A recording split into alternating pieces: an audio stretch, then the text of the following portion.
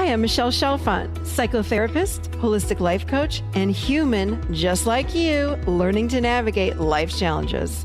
With over 25 years experience, I teach people how to get healthy using the adult chair model. The adult chair model is where simple psychology meets grounded spirituality, and it teaches us how to become healthy adults. From anxiety and depression to codependency and relationship issues, you can use the adult chair for just about anything. Each week, I share practical tips, tools, and advice from myself and a wide range of experts on how to get unstuck, how to live authentically, and how to truly love yourself, all while sitting in your adult chair. Welcome to the Adult Chair Podcast. Hello, everybody, and welcome to the Adult Chair Podcast, where we talk all about how to be healthy adults. Yes, indeed. I have a very exciting show for you today. We're talking about narcissism, understanding narcissism. Another way of saying it is I'm breaking narcissism down. I posted in our lovely Adult Chair closed group on Facebook. I asked everybody in there in the membership, I said, hey, what do you guys want to hear? What do you want to hear on the show? And I ask this question every January. I ask this question. And without a doubt, this is one of the big topics, the hot topics that come back. People want to learn more about narcissism. And so I said, you know what? This is what I'm doing on this podcast number 301, by the way. I want to also say thank you to everybody for going in and posting lovely comments wherever that you listen to this podcast. But so many of you are on Apple Podcasts, and I do go in and read those. So thank you for the 5-star reviews. Thank you, thank you, thank you, because it does help other people find the show. And also thank you for sharing the show. This is how we help heal the world, you guys. This is my mission, and I invite you to join me in this. Please, we need to teach this world how to heal and transform. And my hope and my wish is that the adult chair is one of those many ways. I know there are many, but this is one of those ways, because here on this show, we break things down so that people can understand not just what our issues, we all have issues, let's face it, but how to heal, how do we transform? That's what the show is all about. So thank you. Thanks for sharing the show. And of course, for those comments. Okay, let's jump in here. So today I'm chatting with you about, again, simplifying narcissism. I go into what it is, where it comes from. People want to know and understand, like, how does this even happen? I'm going to talk to you about that. This is a question I get all the time. Can a narcissist heal? I will talk to you about that. And if that's true, how can a narcissist heal? Yep, I'm going to share that too. And then people ask, do you think my mother, father, sister, brother, boyfriend, wife, are narcissists? So I'm going to give you the top qualities of narcissism, and then you can decide, because I don't know these people. So this is up for you to really raise your awareness and decide, gosh, is this person that's in my life a narcissist or not? I do want to just invite you this month, if you're interested in knowing that narcissism is a mask, but so is perfectionism, people-pleasing, codependency, all these things we wear over our true selves. It's a mask. And the whole month in the membership, in the Tech Tribe, I'm talking with you and teaching you about how to crack your mask and find your true authentic selves. So if that interests you, come join us. You've missed nothing. Head on over to theadultchair.com/membership, and you too can learn how to crack your mask. You guys, we all wear masks. We have a perfectionist. Who doesn't have that? We have a control mask. We all have these masks, but few people know how to get under there. And that's what we're doing all month long. So we'd love to have you join me. Okay, here we go. Lots of questions to answer today. So here we are, jumping into understanding narcissism. Let's start at the very top, which is, what is narcissism? What is it? Well, let's be really clear. True narcissism is a personality disorder where people have inflated senses of self, self-importance, the need for admiration, attention, and they want the focus to be on them. They cannot share the spotlight with others. And if they feel like the spotlight is going off of them, guess what? They will put others down. They will manipulate, gaslight, or lie in order to keep the spotlight on them or move it back to them. Okay? They don't do well when other people are in the limelight. They want to be in the limelight. They also do not take blame for things. They will shift blame constantly and not take responsibility or ownership of their mistakes because in their mind, they don't have any mistakes. They don't make mistakes. They also, another trait would be they don't authentically apologize and really, really mean it. So I know I'm going into not only what it is, but these are the traits. Here are a few more. So another characteristic of narcissism is that they lack empathy. What that means is they're not able to tune into your emotions and how you're feeling and really go there with you. The reason for that is because they're not in touch with their own emotions. You got to start with yourself first, and then you tune into other. But they're not in touch with themselves, so there is no empathy there. And they instead spend more of their time in the mental realm instead of the emotional realm. Another thing that you might see is that narcissists are obsessed with winning. They appear to be incredibly driven to be the best, to make the most money, and they will let you know about it. They're in a very subtle way, but sometimes it's just straight up bragging. Sometimes it's subtle and they'll leave their bank statements around or they'll do things like that. Or they just come right out and tell you it's bragging. So a narcissist also, interestingly enough, has low self-esteem. You wouldn't know it because you would look at this person that might be dressed really well, have a lot of money, a nice car, on the outside, they look like they quote unquote have it all. But underneath it all, this is why narcissism is a mask. It's a mask that people wear.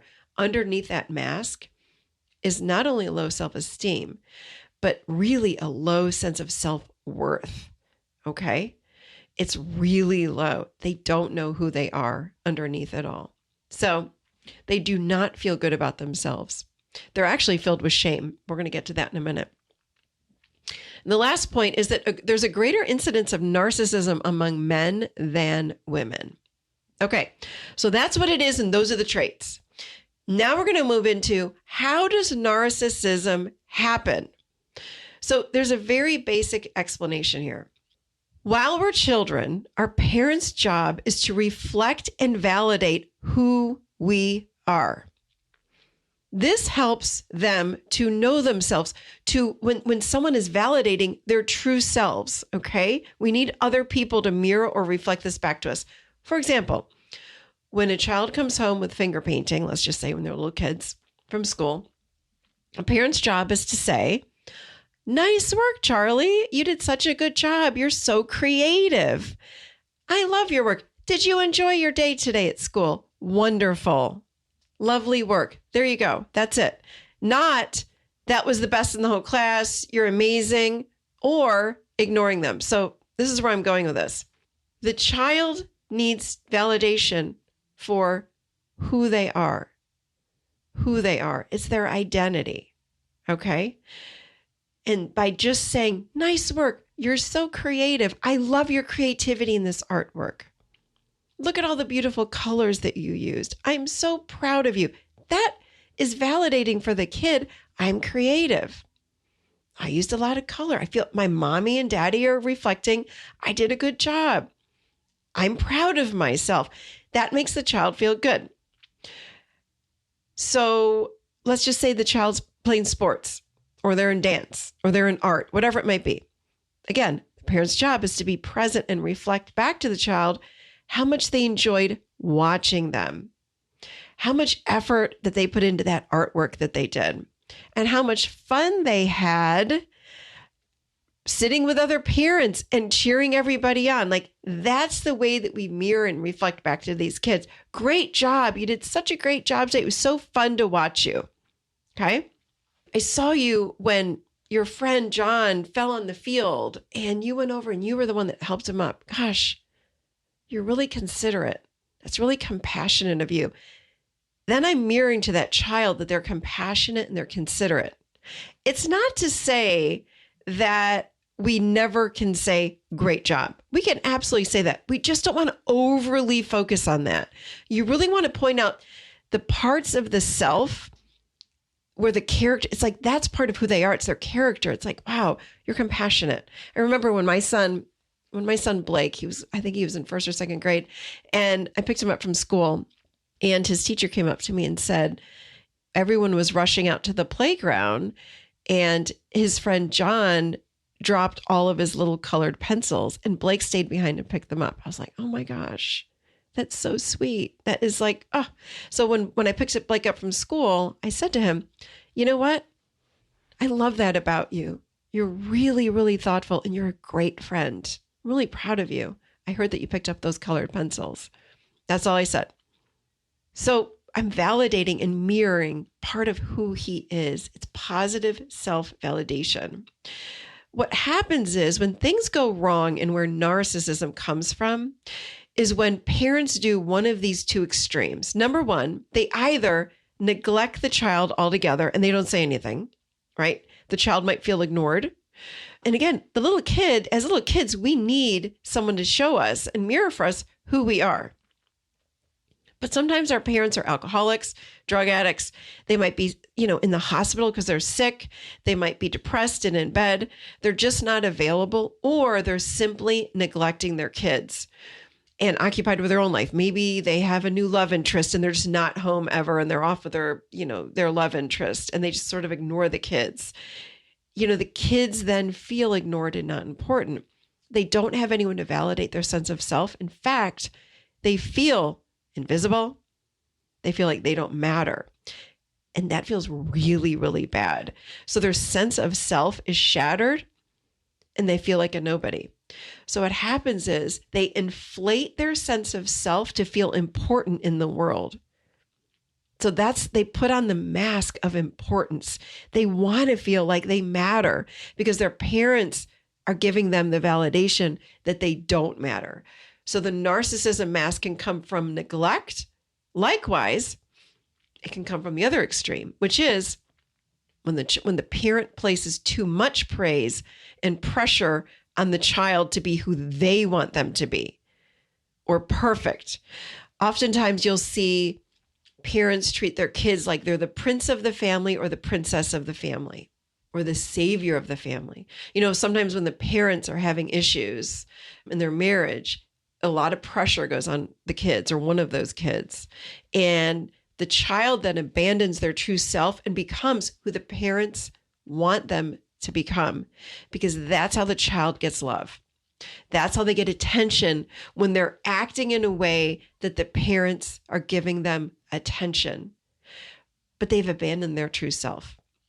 Okay. And this is all unconscious, by the way. These kids feel unconscious pressure to save the family or to save themselves by being who the parents want them to be. So in both cases, the child's true self is covered up by a mask of the narcissist, and they have no idea. This is all unconscious. And they truly believe that this is who they are. It's unconscious. They're not aware of this. Okay. And at the root of both of these narcissistic pathways is deep shame. Shame. Even when the child is put on a pedestal as a prince or a princess, there's shame underneath it because they weren't validated for who they truly are. Okay. They did not get reflected who they truly are while growing up, so they had to cover up.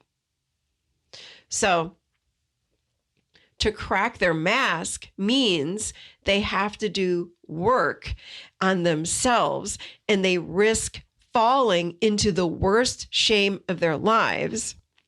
Okay. They won't do it because if they go under that mask, they run the risk of feeling the worst pain of their lives, which is the parents that rejected them really rejected their true selves.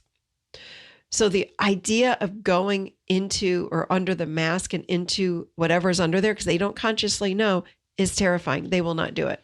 They will not do it. They'd rather maintain that mask. It honestly feels like death. They absolutely just don't want to go into that shame. So that is narcissism, and that's where it comes from. And I just want to say this, true narcissism is a personality disorder, okay? True personality disorder.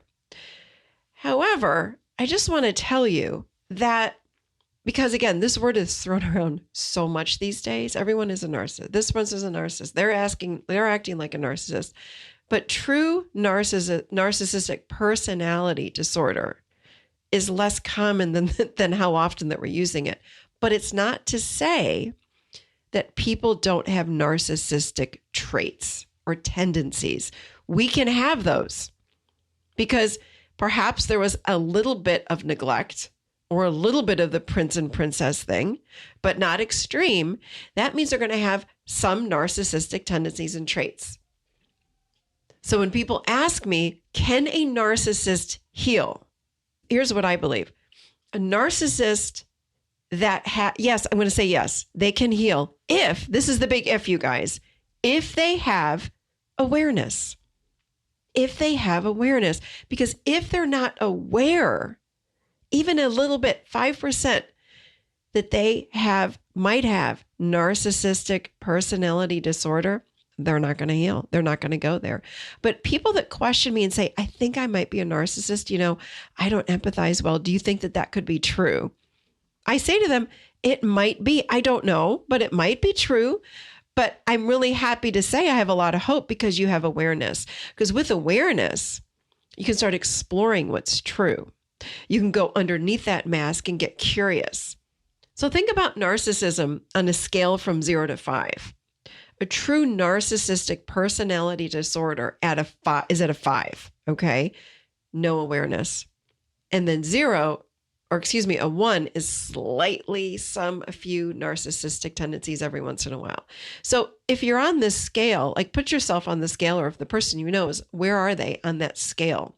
I have very little hope for someone that's a 5, but below a 5, depending on their level of awareness, again, the awareness goes up as you go down the scale. And as you go up the scale toward 5, the awareness drops.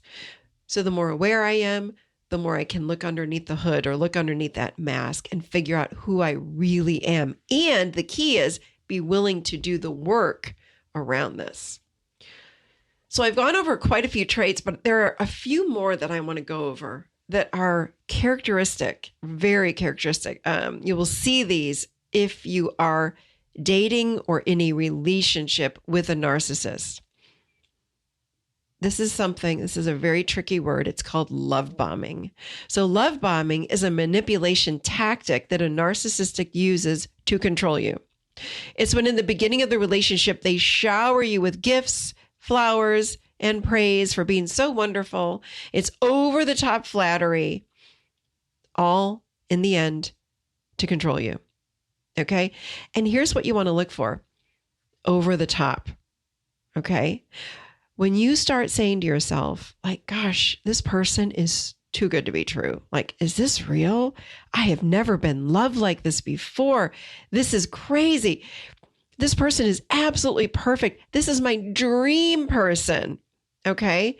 When you start going there, beware and be cautious and pull back and really get clear on if there's love bombing going on here. Now, we might say the same phrases when we meet someone that's truly compassionate and outgoing with us and caring and shares their emotions. There's a key trait you're not going to see from a narcissist. But again, when you're love bombed, they might be lying to you, I got to say. So just be careful with the over the top. That's the key sign here. Over the top love. You're going to get, again, flowers, gifts, taking you away on vacations.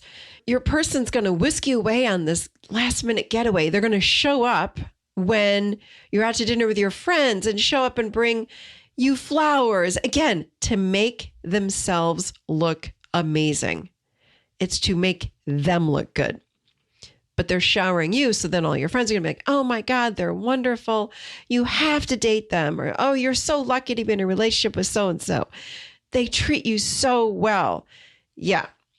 That's the thing. You really, really, really want to be careful and stay grounded, because the narcissist just wants admiration from you. And once they hook you, everything starts to change. And that's when the gaslighting begins and you feel like you're losing your mind, because it goes from this one amazing extreme to then the person changes. So when you feel this like abrupt halt, and like all of a sudden that person does like a 180-degree shift and they completely change after a few months.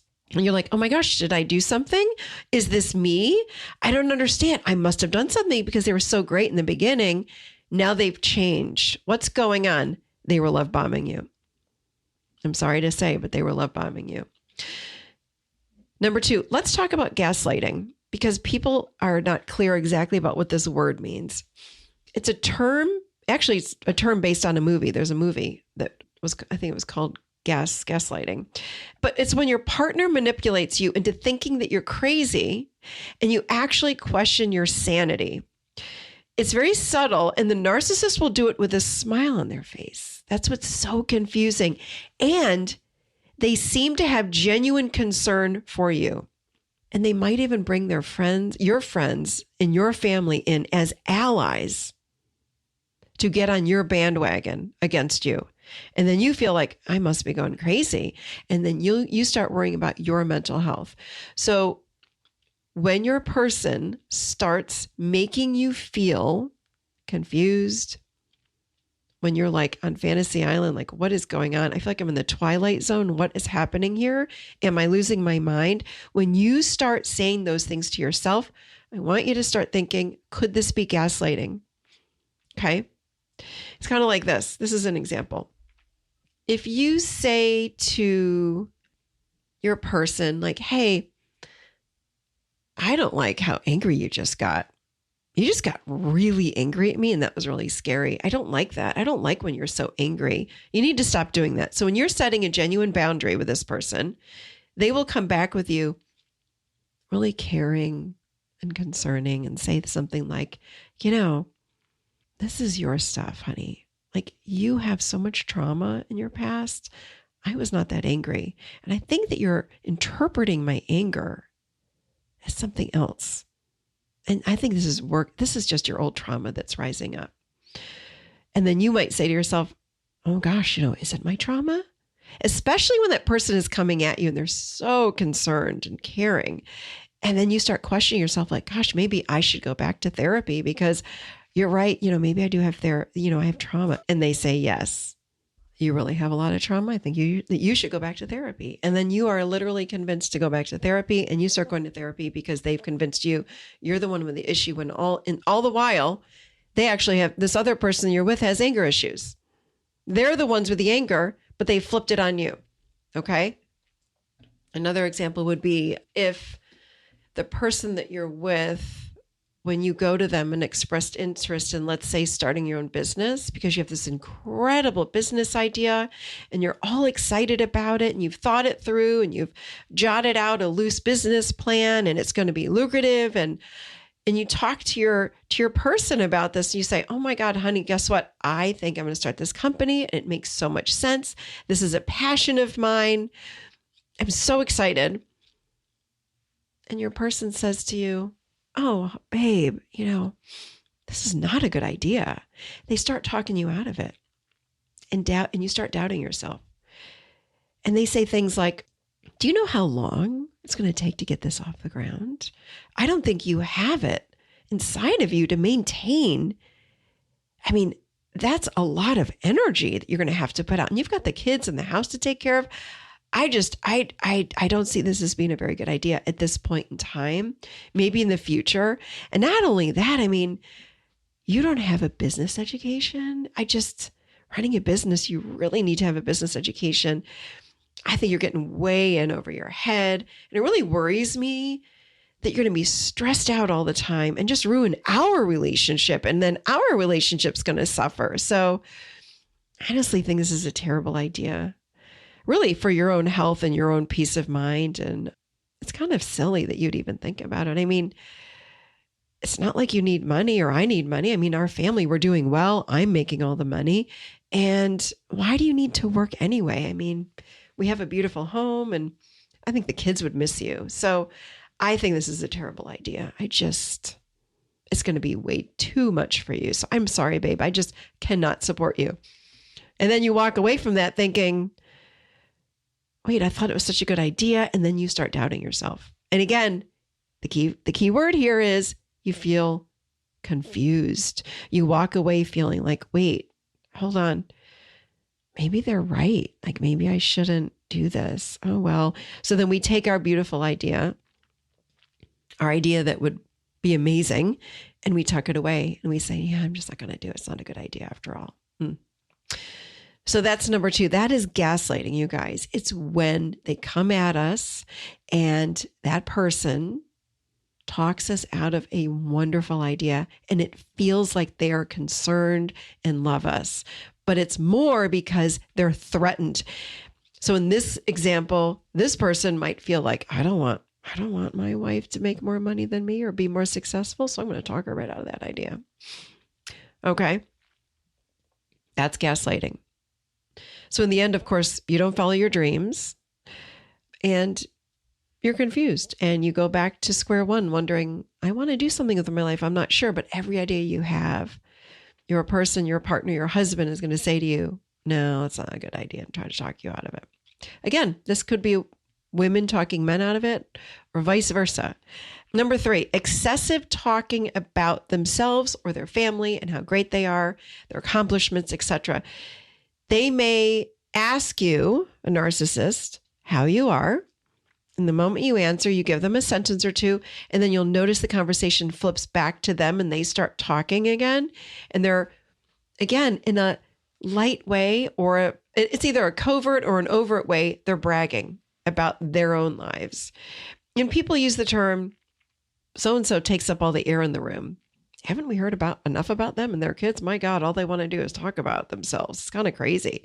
So we may say that like under our breath, maybe not even calling them a narcissist or naming it, but that's what we start thinking and saying to ourselves when we're around them, because there is this obvious bragging or sort of quietly sort of slipping in how wonderful I am. It's like a covert kind of bragging. Number 4, trouble in relationships. This is another sign. Trouble in relationships. When we're in an intimate relationship with a narcissist, we're going to feel that things are out of balance. Something's not quite right. Again, you feel confused often.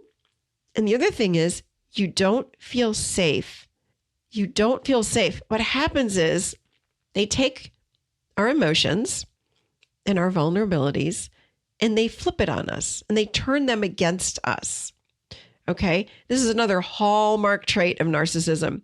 They turn your precious sharings and vulnerabilities, and they turn them right on you and make you feel weak for having those.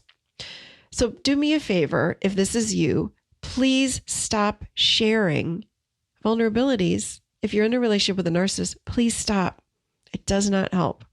It's only hurting you. You have to share with people that can keep a secret, people that can help you emotionally and not turn on you. If someone's turning on you and flipping it on you, it's manipulative. It's mean. Again, it's gaslighting. So they're just not to be trusted.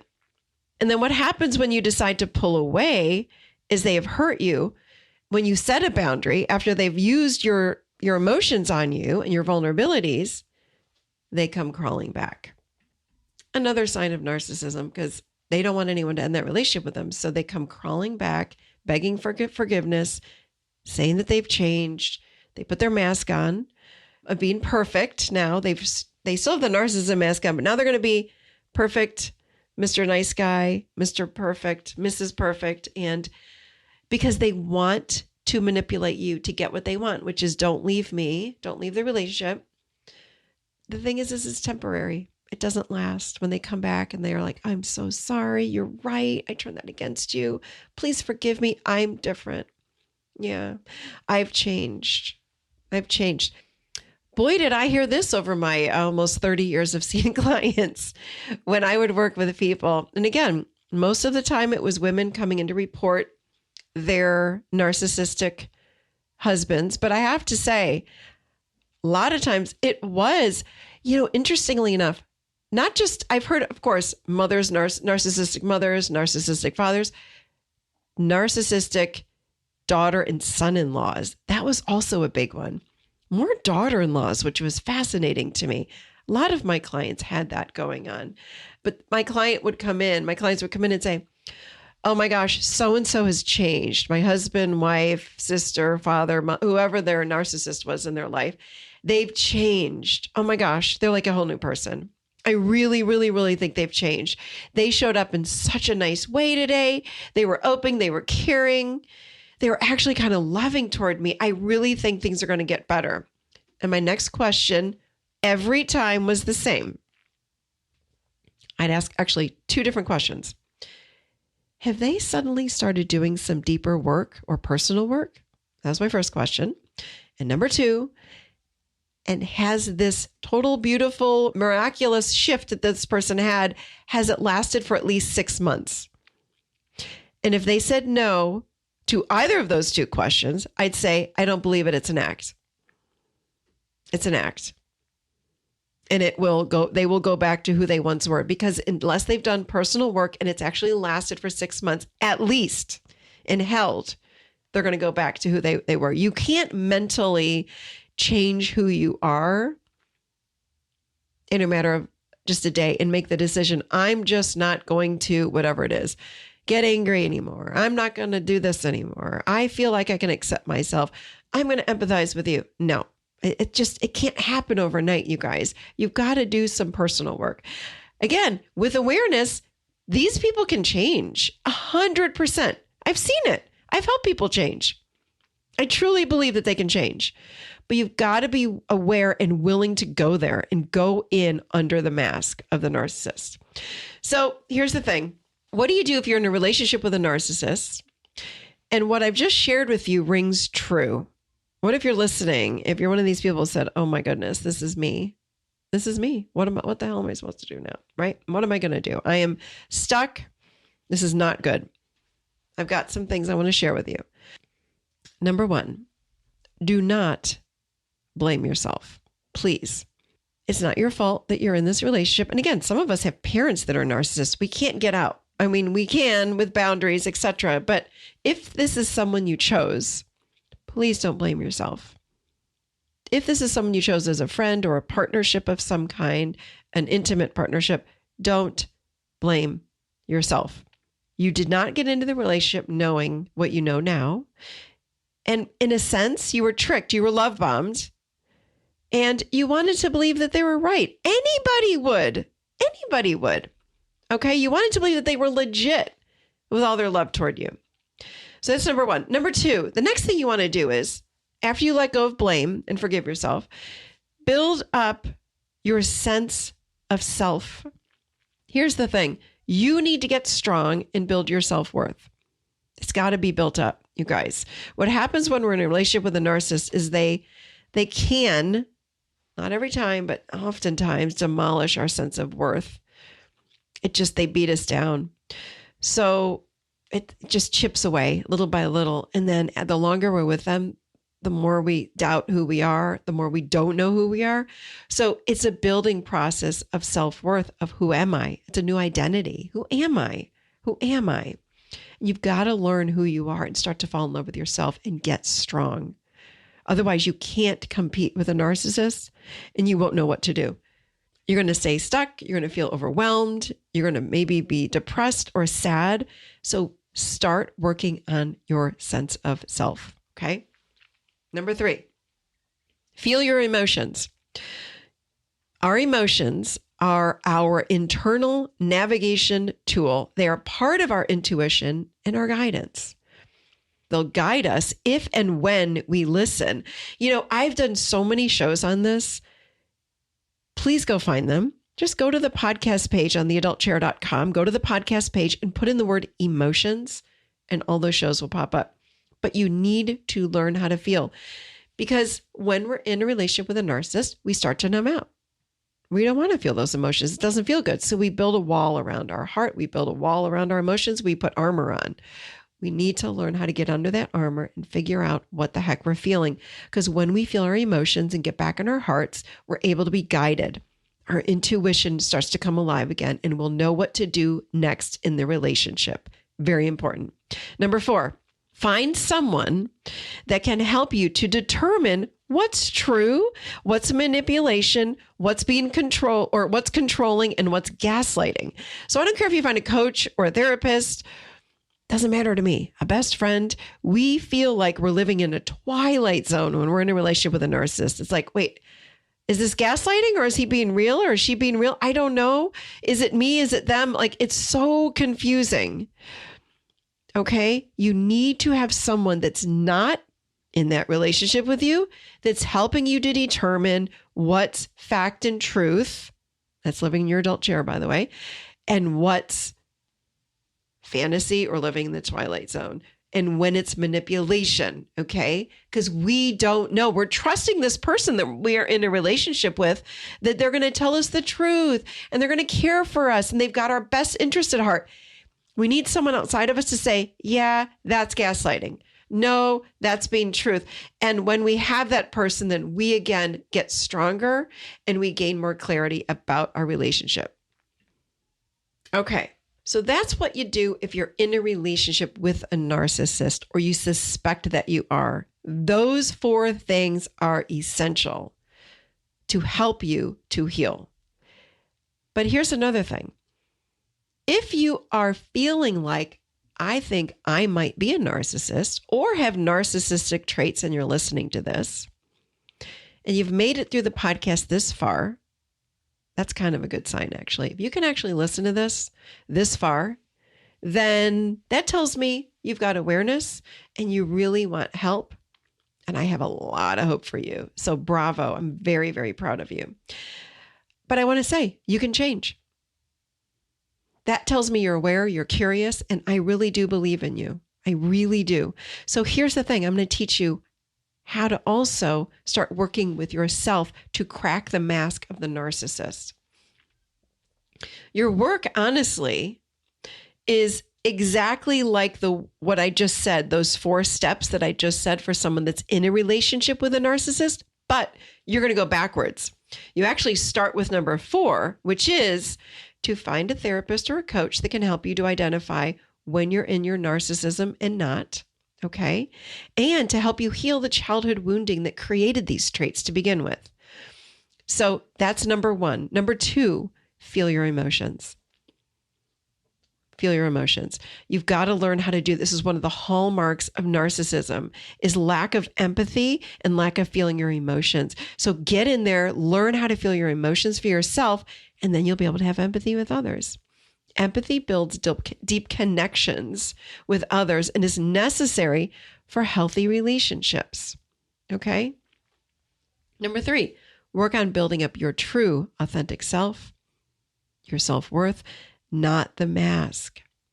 Okay. Not the mask of the narcissist. Shatter that mask and get underneath it and find out who you really are, your true essence. Your true essence. So you need to build your self-worth. Number 4, let go of blame and honestly forgive yourself. You are human too, and we're all doing the best that we can. We're all doing the best that we can. So please forgive yourself. Nobody chooses to be a narcissist or have these traits. Nobody consciously chooses this. It's nobody's fault. So if you're somebody that's sitting here like, oh my gosh, I'm such a bad person, please stop. Don't do that to yourself. It's not necessary, because everything I just gave you is a way out. Okay? It's a way out. And you too. Anybody can heal that wants to heal. Anybody. I don't care. Anybody on the planet can heal anything. You've got to have the desire and the will to do it. You've got to keep moving forward. Whew, deep breath. Okay. My friends, I hope you found this helpful. I hope I answered, again, so many questions came in about this. I took all the questions I could on narcissism and I did my best to answer them for you. I hope you enjoyed the show. Would love to hear what you thought about this show. So please head over to social and hit me up. I'm on Instagram at Michelle Chalfant. I'm on Facebook. Of course, we've got the Adult Chair Closed group. And don't forget, If you want to learn how to crack your mask, whatever that mask might be, join me this month in the membership. It's at theadultchair.com/membership. We're spending the whole month on cracking your mask so you too can find and live in your most authentic self, which around here, you guys, we call living in your adult chair.